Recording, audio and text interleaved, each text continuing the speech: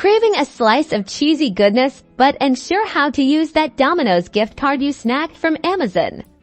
Let's dive right in and get you that pizza. First things first, make sure that Domino's gift card you purchased on Amazon is valid. You should have received an email from Amazon containing your gift card code. Keep that email handy.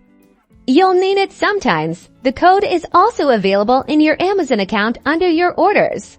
Now head over to Domino's website or open the Domino's app. Start building your pizza masterpiece, adding all your favorite toppings and sides. Once you're done customizing, proceed to checkout. In the payment section, look for the option that says gift card or promo code. It might be nested under a drop-down menu.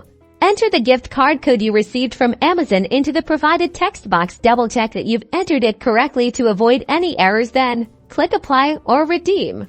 You should now see the gift card amount deducted from your order total. If there's a remaining balance, you can pay with a credit card, debit card, or any other accepted payment method. Prefer ordering in person? No problem. Simply tell the cashier that you want to use a gift card. Show them the gift card code from your Amazon email, either printed or on your phone, and they'll apply it to your order just like with online orders. Be prepared to pay the remaining balance if there is one. Enjoy your pizza.